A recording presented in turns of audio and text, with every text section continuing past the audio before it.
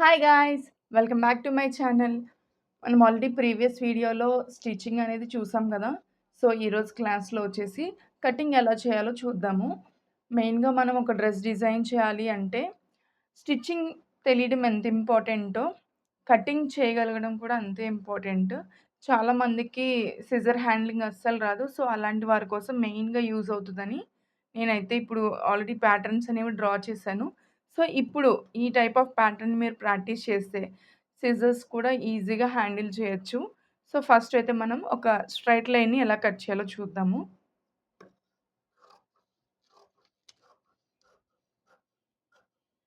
మనం ఎలా అయితే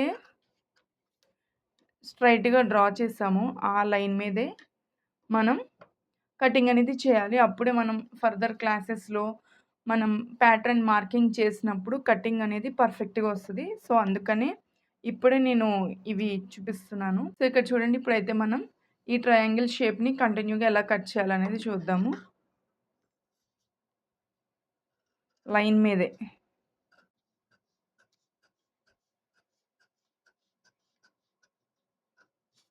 ఆ కార్నర్‌కొచ్చాక ఆపేయాలి. మనం ఫర్దర్‌గా వెళ్ళకూడదు. తర్వాత ఇటు మళ్ళీ. నెక్స్ట్.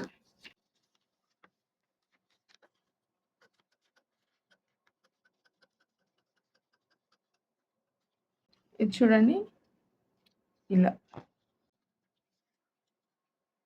మనం లైన్ మార్కింగ్‌ని మాత్రం అస్సలెప్పుడు దాటకూడదు.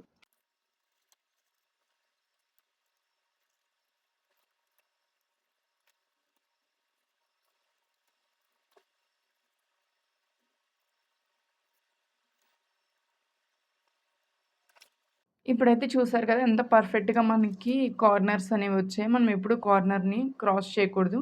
మనకి ఎక్కడి వరకైతే మార్కింగ్ పెట్టుకున్నామో అక్కడి వరకునే మనం కట్ చేయాలి. నేనైతే నా స్టార్టింగ్ టైలరింగ్ నేర్చుకునే టైంలో అయితే మనకి న్యూ ఇయర్‌కి, బర్త్‌డే దానికి గ్రీటింగ్ కార్డ్స్ వస్తాయి కదా! సో, వాటి మీద ఫ్లవర్స్ అవి ఉండేవి. నేను ఆ ఫ్లవర్‌ని ఒక పర్టిక్యులర్ షేప్‌లో కట్ చేసి బుక్స్ మీద స్టిక్ చేసేవాళ్ళం అప్పట్లో. సో, నాకలా చేస్తూ చేస్తూ సిజర్ అనేది అలవాటయిపోయింది. సో, అందుకని ఇప్పుడైతే మీకు ఈ ప్యాటర్న్స్ అనేవి డ్రా చేశాను.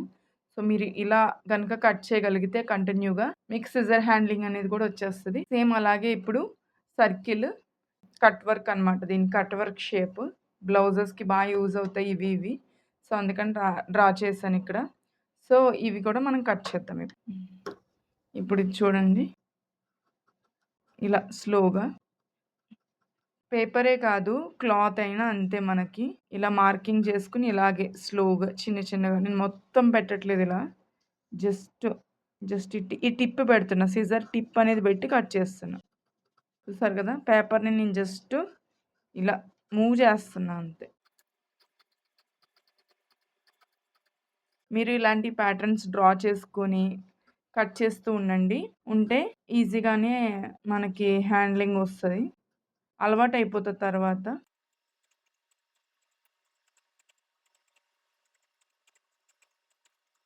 చాలా చివరి నుంచి జస్ట్ టిప్ యూజ్ చేస్తున్నా అంతే.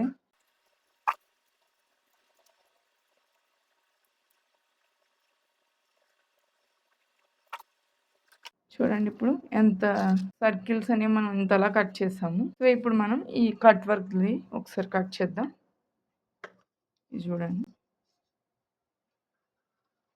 ఇలా జస్ట్ పేపర్‌ని ఇలా కొంచెం మూవ్ చేస్తే ఇక్కడ కార్నర్ ఎడ్జ్‌కొచ్చిన తర్వాత ఆపేయాలి. ఆపి మళ్ళీ స్టార్ట్ చేయాలి.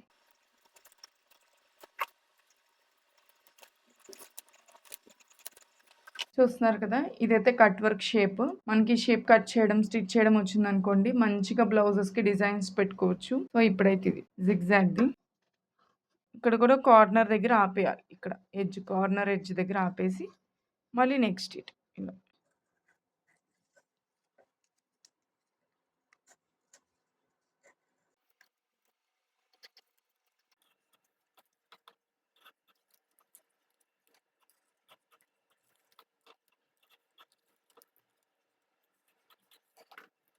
చూడండి జిగ్‌జాగ్ షేప్ అనేది ఎంత పర్ఫెక్ట్‌గా వచ్చిందో. సో, మీరు ఇలాంటివి ప్రాక్టీస్ చేస్తూ ఉంటే ఈ షేప్స్ అనేవి మీకు అలవాటవుతాయి. We will meet you on the next video. Bye.